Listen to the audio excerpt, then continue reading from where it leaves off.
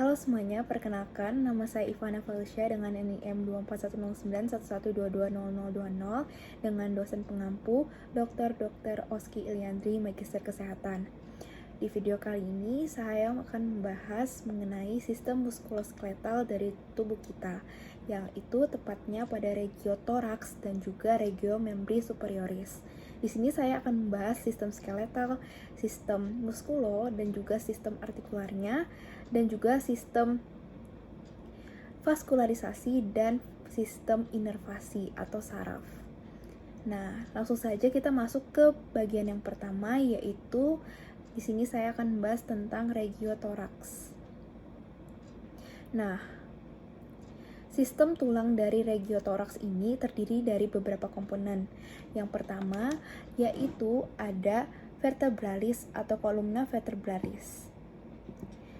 Kolumna vertebralis ini juga bisa disebut sebagai vertebra torak yang terdiri dari 12 vertebra torakik yang terdiri dari torakik 1 sampai torak 12 yang memiliki ciri khas berubah adanya fascias articularis costalis pada korpus dan prosesus transversus untuk artikulasi dengan caput dan tuberculum costa. Foramen vertebrae ini berbentuk lebih kecil dibandingkan dengan vertebrae cervicales dan juga lumbales. Nah, bagian toraks juga terdiri dari tulang kosta atau tulang iga. 12 pasang iga ini membentuk sebagian besar kerangka toraks. Iga 1-7 ini adalah costa verae atau iga sejati. Costa vera ini melekat langsung kepada sternum melalui cartilago costalis. Iga 1 memiliki ciri khas berupa adanya tuberculum musculis scaleni anterioris dan sulcus untuk arteri dan vena subclavia. Kemudian juga untuk bagian iga 8-10 itu termasuk jenis costa spuriae atau iga palsu. Iga palsu ini melekat ke cartilago costalis bagian iga di atasnya. Kemudian untuk iga 11-12 ini adalah costa fluctuantes atau iga mengambang. Costa fluctuantes ini tidak melekat ke sternum. Iga 11-12 juga tidak memiliki tuberculum costa. Kemudian selain tulang costa juga ada tulang sternum atau tulang dada.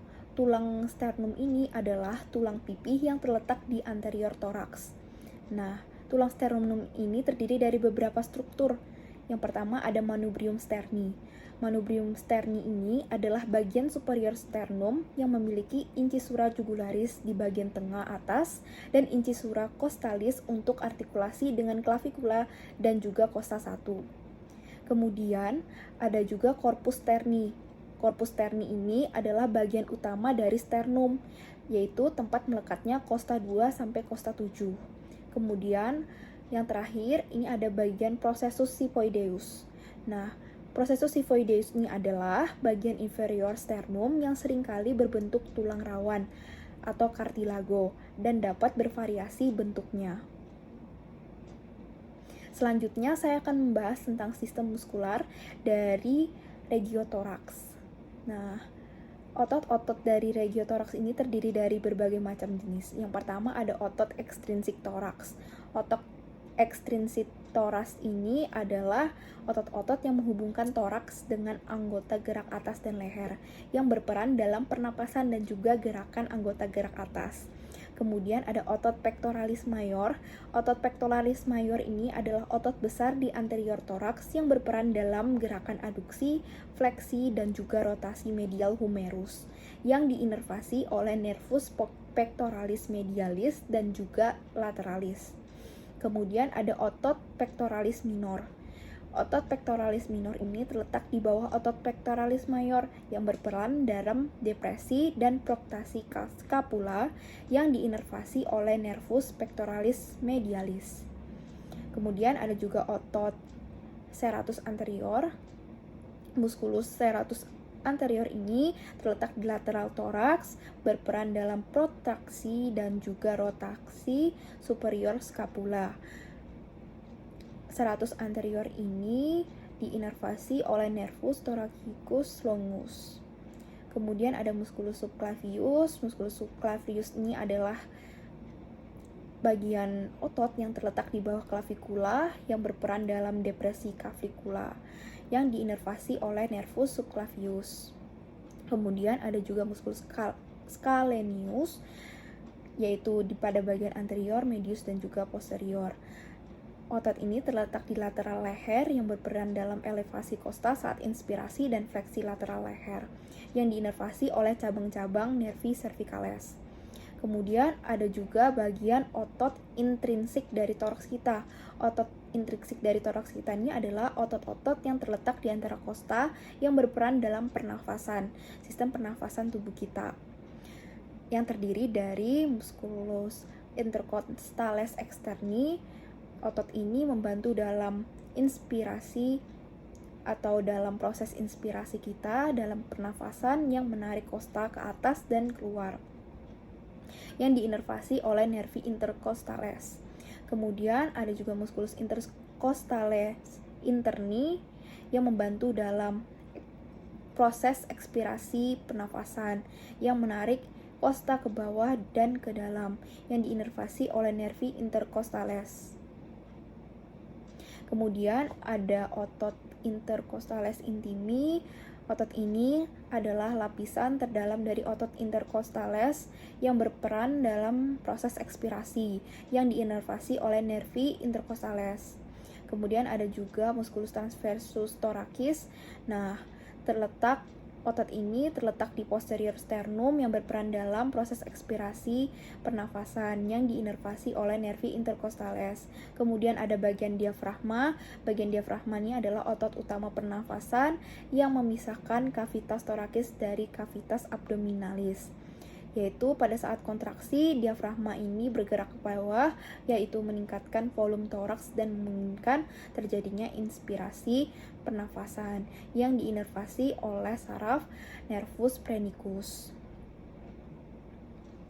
Nah, selanjutnya saya akan membahas sistem vaskularisasi atau sistem pengangkutan darah dari regiotoraks.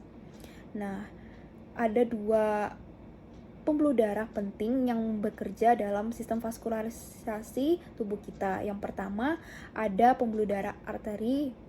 Nah, pembuluh darah arteri ini yang terdapat di regiotoraks itu ada beberapa, yaitu yang pertama ada aorta thoracica. Aorta ini atau pembuluh darah ini memberikan arteriae intercostales posteriores yang mensuplai dinding toraks posterior. Kemudian arteri subclavia ini memberikan arteria thoracica interna atau mamaria interna yang kemudian bercabang menjadi arteriae intercostales anteriores yang mensuplai di dinding toraks anterior. Arteria subclavia juga memberikan kepada arteria intercostalis suprema yang mensuplai kosta 1 dan juga 2. Kemudian untuk pembuluh darah vena, yaitu terdiri dari 2 juga, vena intercostalis posteriores, yaitu yang mengalirkan darah dari dinding toraks posterior ke vena azygos di sisi kanan dan vena hemiazygos di sisi kiri, yang kemudian bermuara ke arah vena cava superior. Kemudian ada vena intercostales anteriores yang mengalirkan darah ke vena thoracica internae, yang kemudian bermuara ke arah vena subclavia. Kemudian untuk sistem inervasinya, yang pertama yaitu ada nervi intercostales. Ini adalah satu saraf cabang ventral dari nervi thoracic dari toraks 1 sampai toraks 11 yang berjalan di antara kosta dan memberikan saraf otot intercostales, kulit dinding toraks, dan juga pleura parietalis. Kemudian ada juga nervus subcostalis. Saraf ini merupakan cabang ventral dari nervus thoracicus toraks 12 yang berjalan di bawah kosta 12. Kemudian ada juga nervus phrenicus. Nervus phrenicus ini berasal dari nervi cervicalis, yaitu cervical 3 sampai cervical 5 yang mempersarafi diafragma. Nah, untuk materi selanjutnya saya akan membahas ke regio membri superioris atau anggota ekstremitas atas, anggota gerak atas tubuh manusia, yang terdiri dari bagian bahu. Yang pertama terdiri dari bagian bahu dan aksila, yaitu bagian humerus dan scapula. Nah, clavikula atau tulang selangka ini adalah tulang panjang yang berbentuk S yang menghubungkan anggota gerak atas ke toraks. Kemudian juga terdapat tulang belikat di belakangnya, yaitu scapula, yaitu adalah tulang pipi yang berbentuk segitiga yang terletak di posterior toraks, di bagian belakang toraks. Kemudian terdapat spina scapula yang menonjol ke posterior dan membagi permukaan posterior scapula menjadi fossa supraspinata dan fossa infraspinata. Kemudian ada juga bagian acromion. Acromion ini adalah prosesus lateral spina scapula yang berartikulasi dengan clavikula. Kemudian ada juga prosesus coracoideus. Ini adalah prosesus anterior scapula, yaitu tempat melekatnya beberapa otot dan juga ligamen. Kemudian ada cavitas glenoidalis. Ini berupa cekungan pada lateral scapula, yaitu tempat caput humeri berartikulasi. Nah, kemudian kita akan masuk ke bagian humerus atau tulang lengan atas kita. Tulang ini area dari tulang humerus ini adalah tulang panjang dari bahu ke siku. Yang pertama yaitu terdiri dari caput humeri. Ini adalah bagian proximal humerus yang berartikulasi dengan cavitas glenoidalis scapulae. Kemudian ada column anatomicum, yaitu cekungan di bawah caput humeri. Kemudian ada tuberculum major dan juga minus, yaitu tonjolan pada proximal humerus, tempat melekatnya otot-otot rotator cuff dari bahu kita. Kemudian ada sulcus intertubercularis atau sulcus bicipitalis. Bicipital ini identik dengan siku kita, yaitu alur di antara tuberculum major dan juga minus, tempat tendon caput longum musculi bicipitalis, braki berjalan. Kemudian ada column chirurgicum. Ini adalah bagian humerus yang rawan terhadap fraktur. Kemudian ada tuberositas deltoidea, ini adalah tempat melekatnya otot deltoid atau otot bahu kita. Kemudian ada epicondylus lateralis dan juga medialis. Ini adalah tonjolan pada distal humerus. Kemudian ada trochlea dan capitulum. Ini adalah permukaan artikular distal humerus untuk berartikulasi dengan tulang ulna dan juga tulang radius. Tulang ulna ini identik dengan kita kenal sebagai tulang hasta dan radius ini adalah tulang pengumpil. Kemudian ada fossa coronidea dan fossa olecrani, yaitu cekungan pada anterior dan juga posterior distal humerus. Kemudian ada juga tulang pengumpil atau tulang radius, yaitu adalah tulang lateral lengan bawah yang terdiri dari caput radii atau bagian proximal radius yang berartikulasi dengan capitulum humeri. Kemudian ada column radii, bagian di bawah caput radii. Kemudian ada tuberositas radii, tempat melekatnya tendon musculi bicipitis braki. Kemudian ada processus styloideus radii, yaitu tonjolan distal radius. Nah, kemudian ada juga kita mengenal tulang hasta, yaitu tulang ulna, yaitu tulang medial lengan bawah. Kalau tulang lateral lengan bawah itu tulang pengumpil atau radius, kalau tulang medial lengan bawah itu adalah tulang ulna atau tulang hasta. Yang terdiri dari olecranon. Olecranon ini adalah bagian proximal ulna yang membentuk bagian posterior siku. Kemudian ada processus coronoideus, adalah bagian proximal ulna yang membentuk bagian anterior siku. Kemudian ada incisura trochlearis, ini adalah cekungan di antara olecranon dan juga processus coronoideus yang berartikulasi dengan trochlea humeri. Kemudian ada tuberositas ulnae, yaitu tempat melekatnya musculi brachialis. Kemudian ada processus styloideus ulna, yaitu tonjolan distal ulna. Nah, kemudian kita masuk ke bagian ossa manus atau tulang tangan, yaitu terdiri dari karpi, tulang karpi atau tulang pergelangan tangan, yaitu terdiri dari 8 tulang kecil yang tersusun dalam 2 baris. Ada osteoscapoideum, osteolunatum, dan osteotrichoetrum, osteopisiforme atau baris proksimal, osteotrapezium, osteotrapezoideum, osteocapitatum, dan osteohamatum atau baris distal. Kemudian ada bagian metakarpi atau metakarpal, yaitu tulang telapak tangan yang terdiri dari 5 tulang panjang yang membentuk telapak tangan. Kemudian ada phalanx atau tulang jari yang setiap jari memiliki 3 phalanx yang terdiri dari phalanx proksimal, medial, dan juga distal. Kecuali ibu jari yang hanya memiliki 2 bagian atau 2 phalanx, yaitu phalanx proksimal dan juga phalanx distal. Kemudian kita akan membahas sistem muskular dari regio membris superioris. Yang pertama ada otot bahu. Otot bahu ini terdiri dari musculus deltoideus, yaitu yang berfungsi sebagai adduksi, fleksi, dan juga untuk gerakan ekstensi dari humerus yang diinervasi oleh nervus axillaris. Kemudian ada musculus supraspinatus. Otot ini adalah otot yang berfungsi untuk melakukan gerakan abduksi humerus yang membantu musculus deltoideus atau otot bahu kita pada awal gerakan. Otot ini diinervasi oleh saraf nervus suprascapularis. Kemudian ada musculus infraspinatus. Musculus ini berfungsi sebagai rotasi eksternal humerus yang diinervasi oleh nervus atau saraf suprascapularis. Kemudian ada musculus teres minor, yaitu otot yang berfungsi untuk melakukan gerakan rotasi eksternal dan adduksi humerus. Otot ini diinervasi oleh saraf nervus axillaris. Kemudian ada musculus teres major yang berfungsi sebagai rotasi internal, adduksi, dan ekstensi humerus. Otot ini diinervasi oleh saraf nervus subscapularis inferior. Kemudian ada musculus subscapularis.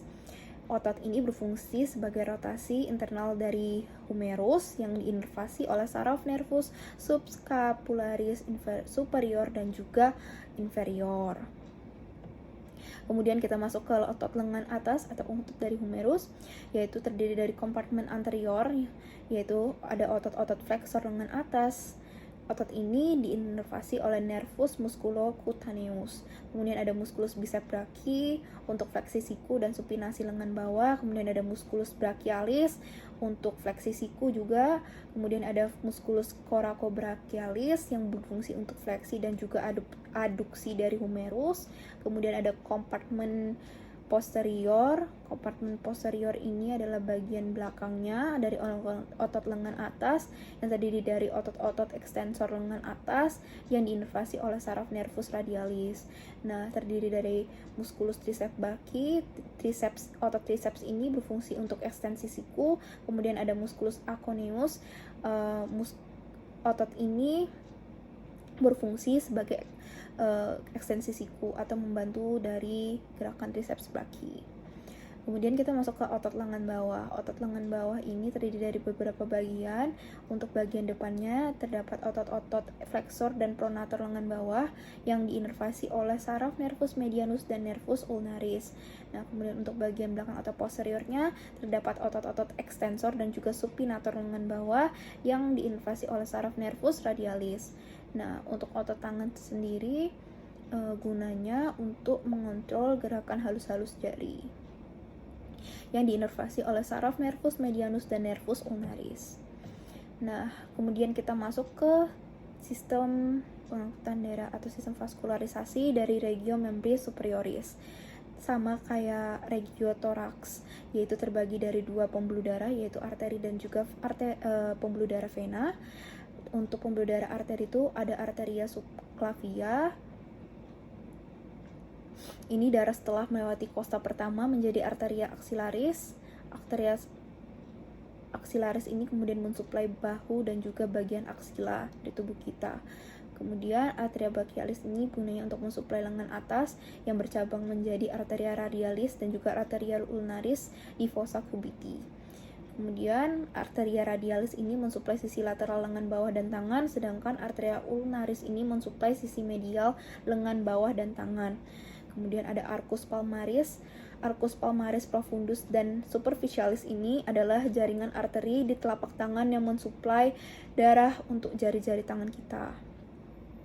Kemudian ada vena, pembuluh darah vena cephalica ini adalah vena superficial di sisi lateral lengan atas yang berjalan ke atas menuju sulcus deltopectoralis yang bermuara ke vena axillaris. Kemudian ada vena basilica ini ada vena superficial di sisi medial lengan atas yang bermuara ke vena brachialis. Kemudian ada vena brachialis ini yang berjalan bersama arteria brachialis. Kemudian ada vena axillaris yang bermuara ke vena subclavia. Kemudian kita masuk ke bagian yang terakhir, yaitu sistem saraf atau sistem inervasi dari regio membris superior. Nah, ada banyak terdiri dari beberapa saraf. Yang pertama kita akan bahas plexus brachialis.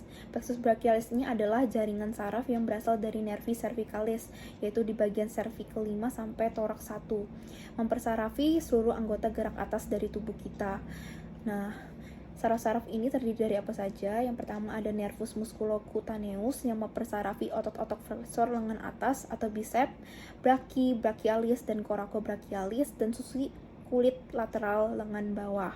Kemudian ada nervus axillaris yang mempersarafi otot deltoid atau otot bahu kita dan juga teres minor serta kulit bahu. Kemudian ada nervus radialis yang mempersarafi otot-otot ekstensor lengan atas dan lengan bawah serta kulit sisi posterior lengan dan tangan. Kemudian ada nervus medianus yang mempersarafi otot-otot flexor lengan bawah kecuali musculus flexor carpi ulnaris dan sebagian musculus flexor diquitorum profundus, dan otot-otot pada tangan serta kulit sisi palmar jari 1-3 dan setengah sisi radial jari 4. Kemudian ada nervus ulnaris yang mempersarafi musculus flexor carpi ulnaris bagian musculus flexor diquitorum profundus ini, dan otot-otot intrinsik tangan kecuali otot-otot tenar serta kulit sisi ulnar tangan dan jari 5 serta setengah sisi ulnar jari keempat. Nah, sekian penjelasan saya mengenai sistem skeletal, sistem muskular, dan juga sistem vaskularisasi dan inervasi dari regiotoraks dan juga membris superior atau alat anggota gerak tubuh atas dari tubuh manusia. Semoga penjelasan saya ini bisa menambah wawasan dan juga pengetahuan teman-teman. Terima kasih dan juga semoga bermanfaat.